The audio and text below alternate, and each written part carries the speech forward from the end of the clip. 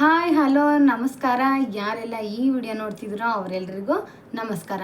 ನಾನು ಇವತ್ತಿನ ಈ ವಿಡಿಯೋದಲ್ಲಿ ಒಂದಷ್ಟು ವಿಶೇಷವಾದ ವಿಷಯಗಳನ್ನು ಹೇಳ್ತೀನಿ. ನಿಮ್ಮೆಲ್ರಿಗೂ ಗೊತ್ತಿರಬೇಕು, ವಿದುರ ಇವರು ಮಹಾಭಾರತದಲ್ಲಿ ಬರೋ ಅಂಥ ಒಂದು ಪಾತ್ರ. ಇವರು ಒಂದಷ್ಟು ಗುಣಗಳನ್ನು, ಒಂದಷ್ಟು ನಿಯಮಗಳನ್ನು ಹೇಳಿದ್ದಾರೆ. ಈ ಗುಣಗಳು, ಈ ನಿಯಮಗಳು ಯಾವ ವ್ಯಕ್ತಿಯಲ್ಲಿ ಇರ್ತಾವೋ ಆತ ಖಂಡಿತವಾಗ್ಲೂ ಯಶಸ್ಸನ್ನು ಸಾಧಿಸ್ತಾನೆ ಅಂತೇಳಿ ಅವರು ಹೇಳಿದ್ದಾರೆ. ಹಾಗಾದರೆ ಅವರು ಹೇಳಿರೋ ಅಂಥ ನೀತಿಗಳು, ನಿಯಮಗಳು ಯಾವ್ಯಾವು ಅಂತ ನೋಡೋಣ. ಇದರಲ್ಲಿ ಮೊದಲನೇ ನಿಯಮ ಏನಂದರೆ, ಅರ್ಹ ವ್ಯಕ್ತಿಗಳ ಜೊತೆ ನೀವು ನಂಬಿಕೆಯನ್ನು ಇಡಬೇಕು. ಈಗ ನೋಡಿ, ನಂಬಿಕೆಗೆ ಯಾರು ಅರ್ಹತೆಯನ್ನು ಹೊಂದಿರ್ತಾರೋ ಅವರನ್ನು ನೀವು ನಂಬಬೇಕು. ನೀವು ಸಿಕ್ಕೋರ್ನೆಲ್ಲ, ಕಂಡವ್ರನ್ನೆಲ್ಲ ಯಾರೋ ನಮ್ಮ ಜೊತೆ ಒಂದು 2 ನಿಮಿಷ ಚೆನ್ನಾಗಿ ಮಾತಾಡಿದ್ರು ಅಂದ ತಕ್ಷಣ ನೀವು ಅವರನ್ನು ನಂಬೋದು ತಪ್ಪು. ಅದರಿಂದ ನಿಮ್ಮ ಯಶಸ್ಸಿಗೆ ಅವರು ಮುಳ್ಳಾಗಬಹುದು. ನೀವೇನಾದರೂ ಸಾಧನೆಯನ್ನು ಮಾಡೋಕ್ಕೆ ಹೊರಟಾಗ ಅವರು ನಿಮಗೆ ಅಡ್ಡ ಬರ್ಬೋದು. ಅದಕ್ಕೆ ನಂಬಿಕೆಗೆ ಅರ್ಹತೆ ಇರೋ ಅಂಥವ್ರನ್ನು ನೀವು ನಂಬಿ, ಅಂಥವ್ರ ಜೊತೆ ನೀವು ಇರೋದು ಒಳ್ಳೆಯದು ಅಂತೇಳಿ ಹೇಳಿದ್ದಾರೆ. ಮತ್ತು ಇನ್ನೊಂದು 2ನೇ ವಿಷಯ ನೋಡೋದಾದರೆ, ಕಾಮ, ಕ್ರೋಧ ಮತ್ತು ದುರಾಸೆಗಳಿಂದ ನೀವು ದೂರ ಇರಬೇಕು. ಈಗ ನೋಡಿ, ಯಾರೋ ಒಬ್ಬ ಹೆಣ್ಣನ ಮೇಲೆ ಆಸೆಯನ್ನು ಪಡೋದು, ಪರಸ್ತ್ರೀಯನ್ನು ಬಯಸೋದು, ಕಾಮ ಮತ್ತು ಕೋಪ, ಈ ಕ್ರೋಧ, ಅದಕ್ಕಿಂತ ಹೆಚ್ಚಾಗಿ ಈ ದುರಾಸೆಯಿಂದ ನೀವು ದೂರ ಇರಬೇಕು. ದೇವರು ಏನು ಕೊಟ್ಟಿದ್ದಾನೋ ಅದನ್ನು ನೀವು ಅನುಭವಿಸಿ, ಮತ್ತು ನಿಮ್ಮ ಪ್ರಯತ್ನವನ್ನು ನೀವು ಮಾಡ್ತಾಯಿರಿ. ಖಂಡಿತವಾಗ್ಲೂ ನಿಮಗೆ ಎಲ್ಲವನ್ನೂ ಸಿಗುತ್ತೆ. ಆಸೆಯನ್ನು ಪಡಿ, ಆದರೆ ದುರಾಸೆಯನ್ನು ಪಡಬೇಡಿ. ಆಸೆಯಿಂದ ದುಃಖ ಜಾಸ್ತಿ. ಅದಕ್ಕೆ ದುರಾಸೆಯನ್ನು ಬಿಟ್ಟು ನಿಮ್ಮ ಕೆಲಸದಲ್ಲಿ ನೀವು ಪ್ರಾಮಾಣಿಕತೆಯಿಂದ ಮಾಡಿ, ಆಗ ಖಂಡಿತ ನೀವು ಯಶಸ್ಸನ್ನು ಸಾಧಿಸ್ತೀರಾ ಅಂತೇಳಿ ಇಲ್ಲಿ ವಿದುರ ಅವರು ಹೇಳ್ತಾರೆ. ವಿದುರ ಅವರು ಹೇಳಿರೋಂಥ 3ನೇ ನಿಯಮ ನೋಡೋದಾದರೆ, ಕೆಟ್ಟ ಕೆಲಸಕ್ಕೆ ನೀವು ಕೈ ಹಾಕಬೇಡಿ. ಈಗ ನೀವು ಯಾವುದಾದ್ರೂ ಒಂದು ಕೆಲಸವನ್ನು ಮಾಡಬೇಕಾದ್ರೆ ಅದು ಸರಿನಾ ತಪ್ಪಾ, ಅದರಲ್ಲಿ ಸರಿಯಾಗಿದೆಯಾ ಅಥವಾ ಅದರಲ್ಲಿ ಏನಾದರೂ ತಪ್ಪುಗಳಿದೆಯಾ ಅನ್ನೋದನ್ನು ನೀವು ಮೊದಲು ತಿಳ್ಕೋಬೇಕು. ಆಮೇಲೆ ಅದರಲ್ಲಿ ನೀವು ಮುಂದುವರಿಯುವಂಥ ಪ್ರಯತ್ನವನ್ನು ಮಾಡಬೇಕು. ಒಟ್ಟಾರೆ ನೀವು ಕೆಟ್ಟ ಕೆಲಸಗಳಿಗೆ ಕೈಯನ್ನು ಹಾಕಬೇಡಿ. ನೀವು ಕೆಲಸವನ್ನು ಶುರು ಮಾಡೋದಕ್ಕಿಂತ ಮುಂಚೆ ಅನುಭವ ಇರೋರಂಥ ಕೇಳಿ ತಿಳ್ಕೊಂಡು ಆನಂತರ ಶುರು ಮಾಡಿ. ಒಟ್ಟಿನಲ್ಲಿ ನೀವು ಕೆಟ್ಟ ಕೆಲಸಗಳಿಗೆ ಕೈಯನ್ನು ಹಾಕಬೇಡಿ. ಮತ್ತು ಸಮಾನವಾಗಿ ಸ್ವೀಕರಿಸುವ ಗುಣವನ್ನು ನೀವು ಹೊಂದಿರಬೇಕು. ಈಗ ನೀವೇನೇ ಜೀವನದಲ್ಲಿ ಕಷ್ಟ ಬರೋದು, ಸುಖ ಬರೋದು ಸಹಜ. ಕಷ್ಟ ಬಂದಲಿ, ಸುಖ ಬರಲಿ, ಏನೇ ಬರಲಿ, ನೀವು ಎಲ್ಲವನ್ನು ಸಮಾನವಾಗಿ ಸ್ವೀಕರಿಸಬೇಕು. ಈಗ ನೋಡಿ, ಸುಖ ಬಂದ ತಕ್ಷಣ ನಾವು ಹಿಗ್ಗಿ ಹೀರೆಕಾಯಿ ಆಗೋದು, ಅಥವಾ ಕಷ್ಟ ಬಂದ ತಕ್ಷಣ ನಾವು ಕುಗ್ಗೋದು, ಇದೆಲ್ಲವನ್ನು ಮಾಡಬೇಡಿ. ನಮಗೆ ಸುಖನ ಅನುಭವಿಸೋಕ್ಕಾಗುತ್ತೆ ಅಂದಮೇಲೆ ನಾವು ಕಷ್ಟನೂ ಅನುಭವಿಸೋದಕ್ಕೆ ಸಿದ್ಧವಾಗಿರಬೇಕು. ಅದಕ್ಕೆ ನೀವು ಎಲ್ಲವನ್ನು ಸಮಾನವಾಗಿ ಸ್ವೀಕರಿಸುವಂಥ ಗುಣವನ್ನು ಹೊಂದಿರಬೇಕು. ಇದು ಕೂಡ ನಿಮ್ಮ ಯಶಸ್ಸಿಗೆ ಪ್ರಮುಖವಾದ ಕಾರಣ ಆಗಿರುತ್ತೆ. ಮತ್ತು ವಿದುರ ಅವರು ಹೇಳಿರೋಂಥ ಮತ್ತೊಂದು ನಿಯಮ, ಮತ್ತೊಂದು ನೋಡೋದಾದರೆ, ನೀವು ಪೂರ್ಣ ಮನಸ್ಸಿನಿಂದ ಕೆಲಸವನ್ನು ಮಾಡಿ. ಈಗ ನೋಡಿ, ನಾವು ಎಷ್ಟೋ ಕೆಲಸಗಳನ್ನು ಮಾಡ್ತೀವಿ, ಮನಸ್ಸಿಗೆ ಇಷ್ಟನೇ ಇರೋದಿಲ್ಲ, ಆದರೂ ಕೂಡ ನಾವು ಒಲ್ಲದ ಮನಸ್ಸಿನಿಂದ ಕೆಲಸವನ್ನು ಮಾಡ್ತೀವಿ. ಹಾಗೆ ಮಾಡೋದ್ರಿಂದ ಏನಾಗುತ್ತೆ ಅಂದರೆ, ಆ ಕೆಲಸ ಅನ್ನೋದು ಕಂಪ್ಲೀಟ್ ಆಗೋದಿಲ್ಲ. ಅದೇ ನಾವು ಮನಸ್ಫೂರ್ತಿಯಿಂದ ಮಾಡಿ, ಮತ್ತು ಅದು ಒಂದು ಸಣ್ಣ ಕೆಲಸ ಆಗಿರಲಿ, ದೊಡ್ಡ ಕೆಲಸ ಆಗಿರಲಿ, ಯಾವುದನ್ನೇ ಆಗಲಿ ಮನಸ್ಫೂರ್ತಿಯಾಗಿ ಮಾಡಿ. ಆಗ ಆ ಕೆಲಸದಲ್ಲಿ ನೀವು ಯಶಸ್ಸನ್ನು ಕಾಣ್ತೀರಾ. ನೀವು ಇಷ್ಟ ಇಲ್ಲದೆ ಅರ್ಧಂಬರ್ಧ ಮನಸ್ಸಿಂದ ಮಾಡಿದರೆ ಆ ಕೆಲಸದಲ್ಲಿ ತಪ್ಪುಗಳಾಗೋ ಚಾನ್ಸಸ್ ಇರುತ್ತೆ. ಆಮೇಲೆ ಆ ತಪ್ಪುಗಳನ್ನು ತಿದ್ದೋದಕ್ಕೆ, ಸರಿ ಮಾಡೋದಕ್ಕೆ ಮತ್ತಷ್ಟು ಸಮಯ ಬೇಕಾಗುತ್ತೆ. ಆಗ ಮನಸ್ಸಿಗೆ ಇನ್ನಷ್ಟು ನೋವಾಗುತ್ತೆ, ಕೆಲಸ ಜಾಸ್ತಿ ಆಗುತ್ತೆ, ಕಷ್ಟ ಆಗುತ್ತೆ. ಅದಕ್ಕೆ ಯಾವುದೇ ಆಗಲಿ ತಪ್ಪಾಗೋದಕ್ಕಿಂತ ಮುಂಚೆ ನೀವು ಒಳ್ಳೆ ಮನಸ್ಸಿಂದ, ಒಂದೇ ಮನಸ್ಸಿಂದ ಸಮಾನವಾಗಿ ಪರಿಪೂರ್ಣವಾಗಿ ಮಾಡಿ. ಆಗ ಆ ಕೆಲಸದಲ್ಲಿ ನೀವು ಯಶಸ್ಸನ್ನು ಕಾಣ್ತೀರಾ ಅನ್ನೋದು ವಿದುರರ ನಿಯಮಗಳು. ಮತ್ತೊಂದು ನೋಡೋದಾದರೆ, ಮನಸ್ಸನ್ನು ನಿಯಂತ್ರಿಸುವ ಕಲೆ. ನಿಮಗೆ ಮನಸ್ಸನ್ನು ನಿಯಂತ್ರಣ ಮಾಡೋ ಅಂಥ ಕಲೆ ನಿಮ್ಮಲ್ಲಿ ಇರಬೇಕು.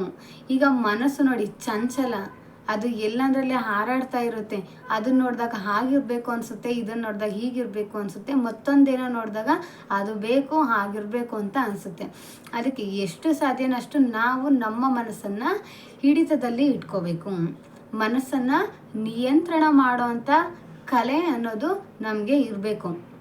ಇಲ್ಲ ಅಂದರೆ ನಾವು ಅಂದುಕೊಂಡಿದ್ದನ್ನು ಸಾಧಿಸೋದಕ್ಕೆ ಆಗೋದಿಲ್ಲ. ಅದಕ್ಕೆ ನೀವು ಎಷ್ಟು ಸಾಧ್ಯನೋ ಅಷ್ಟನ್ನು ಧ್ಯಾನ ಮಾಡೋದ್ರ ಮೂಲಕ, ಯೋಗಾಸನಗಳನ್ನು ಮಾಡೋದ್ರ ಮೂಲಕ ನೀವು ನಿಮ್ಮ ಮನಸ್ಸನ್ನು ನಿಯಂತ್ರಣದಲ್ಲಿ ಇಟ್ಕೊಳ್ಳೋ ಅಂಥ ಕಲೆಯನ್ನು ನೀವು ಕಲಿಬೇಕು ಅಂತೇಳಿ ಹೇಳ್ತಾ ಇದ್ದಾರೆ. ಮತ್ತೊಂದು ನೋಡೋದಾದರೆ ದಾನ ಮಾಡೋ ಅಂಥ ಗುಣ ನಿಮ್ಮಲ್ಲಿ ಇರಲಿ. ನೋಡಿ, ನಾವು ಮೊದಲು ಈಗ ನೋಡಿ, ಯಾರೇ ಆಗಲಿ ತೊಗೊಳೋದಕ್ಕೆ ರೆಡಿ ಇರ್ತಾರೆ, ಬಟ್ ಕೊಡೋದಕ್ಕೆ ಯಾರೂ ರೆಡಿ ಇರೋದಿಲ್ಲ. 10 ರೂಪಾಯಿನ ತೊಗೊಳೋದಕ್ಕೆ ಖುಷಿಯಿಂದ ತೊಗೋತೀವಿ, ಅದೇ ಬೇರೆಯವ್ರಿಗೆ 1 ರೂಪಾಯಿ ಕೊಡಬೇಕಂದ್ರೆ ಮನಸ್ಸು ಒಪ್ಪೋದಿಲ್ಲ. ಅದಕ್ಕೆ ಆ ಥರ ಗುಣ ನಿಮ್ಮಲ್ಲಿ ಏನಾದ್ರು ಇದ್ದರೆ ದಯವಿಟ್ಟು ಬಿಟ್ಬಿಡಿ. ದಾನ ಮಾಡೋವಂಥ ಗುಣವನ್ನು ನೀವು ಕಲ್ತ್ಕೊಳ್ಳಿ. ಯಾಕೆಂದರೆ ನಾವು ಈ ಸಮಾಜಕ್ಕೆ ಏನನ್ನು ಕೊಡ್ತೀವೋ ಅದನ್ನೇ ವಾಪಸ್ ತೊಗೋತೀವಿ. ಅದಕ್ಕೆ ಈಗ ನೋಡಿ, ನಾವು ಯಾರಿಗಾದ್ರೂ ಒಳ್ಳೆಯದನ್ನು ಮಾಡಿದರೆ ಅವರು ಕೂಡ ನಮಗೆ ಒಳ್ಳೆಯದನ್ನೇ ಮಾಡ್ತಾರೆ. ಎಲ್ಲರೂ ಮಾಡ್ತಾರೆ ಅಂತ ಹೇಳೋದಕ್ಕಾಗಲ್ಲ. ಒಟ್ಟಿನಲ್ಲಿ ಯಾವುದಾದ್ರೂ ಒಂದು ವಿಚಾರದಲ್ಲಿ ಒಳ್ಳೆಯದಾಗೋ ಚಾನ್ಸಸ್ ಇರುತ್ತೆ. ಅದಕ್ಕೆ ನಾವು ಏನನ್ನು ಕೊಡ್ತೀವೋ ಅದನ್ನೇ ನಾವು ವಾಪಸ್ ಪಡ್ಕೋತೀವಿ. ಈಗ ನೋಡಿ, ನಾವು ಎಕ್ಸಾಂಪಲ್ ಹೇಳ್ಬೇಕಂದ್ರೆ, ನಾವು ಯಾರಿಗಾದ್ರೂ ಹೊಡೆದ್ರೆ ರಿಪೀಟ್ ಅವರು ನಮ್ಗೆ ಹೊಡಿತಾರೆ. ಅದೇ ನಾವು ಅವ್ರಿಗೇನಾದ್ರು ಖುಷಿಯಿಂದ ನಾವು ಅವ್ರಿಗೇನಾದ್ರು ಹೆಲ್ಪ್ ಮಾಡಿದ್ರೆ ಅವರು ಕೂಡ ನಮಗೆ ಖುಷಿಯಿಂದ ಹೆಲ್ಪ್ ಮಾಡ್ತಾರೆ. ಅದಕ್ಕೆ ನಾವು ಏನು ಕೊಡ್ತೀವೋ ಅದನ್ನೇ ಪಡ್ಕೋತೀವಿ. ಅದಕ್ಕೆ ನೀವು ಮೊದಲು ದಾನ ಮಾಡೋದನ್ನು ಕಲಿಬೇಕು. ದಾನ ಮಾಡೋವಂಥ ಗುಣ ನಿಮ್ಮಲ್ಲಿ ಇರಬೇಕು ಅಂತೇಳಿ ಹೇಳ್ತಾರೆ. ಮತ್ತೊಂದು ನೋಡೋದಾದರೆ ಆರೋಗ್ಯವಾಗಿರಬೇಕು. ಆರೋಗ್ಯವಾಗಿರೋದು ತುಂಬ ಉತ್ತಮ. ಈಗ ನೋಡಿ, ಆರೋಗ್ಯ ಸರಿ ಇಲ್ಲ ಅಂದರೆ ಏನಾಗುತ್ತಪ್ಪ ಅಂದರೆ ಯಾವ ಕೆಲಸ ಮಾಡೋದಕ್ಕೂ ಮನಸ್ಸಿರೋದಿಲ್ಲ. ಆರೋಗ್ಯವೇ ಭಾಗ್ಯ. ಆರೋಗ್ಯ ಇಲ್ಲ ಅಂದರೆ ಯಾವುದೂ ಬೇಡ. ನಾವು ಹುಷಾರಿಲ್ದಿರೋ ಟೈಮಲ್ಲಿ ಎಷ್ಟೋ ಸಲ ಅನ್ಕೋತೀನಿ, ನಾನು ಹುಷಾರಾದರೆ ಸಾಕಪ್ಪ, ನನಗೇನೋ ಬೇಡ, ನನಗೆ ಆರೋಗ್ಯನೇ ಮುಖ್ಯ ಅಂತ ಆ ಕ್ಷಣಕ್ಕೆ ಅನಿಸುತ್ತೆ. ಆದರೆ ನಾವು ಹುಷಾರಾಗಿ ಆರೋಗ್ಯವಂತರಾದ ತಕ್ಷಣ ನಮಗೆ ಬೇಡದೆ ಇನ್ನೂ ಬೇರೆ ಬೇರೆ ಆಲೋಚನೆಗಳೆಲ್ಲ ಬರುತ್ತೆ. ಅದು ಬೇಕು, ಇದು ಬೇಕು, ಮತ್ತೊಂದು ಬೇಕು ಅನ್ನೋ ಯೋಚನೆಗಳೆಲ್ಲ ಬರುತ್ತೆ. ಅದಕ್ಕೆ ನೀವು ಮೊದಲು ಆರೋಗ್ಯವಂತರಾಗಿರಬೇಕು. ದೇಹವನ್ನು ಸದೃಢವಾಗಿ ಇಟ್ಕೋಬೇಕು.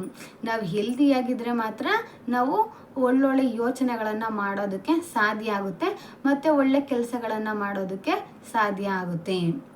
ಅದಕ್ಕೆ ನೀವು ಆದಷ್ಟು ಆರೋಗ್ಯವಂತರಾಗಿ ಇರೋದಕ್ಕೆ ಪ್ರಯತ್ನವನ್ನು ಪಡಬೇಕು.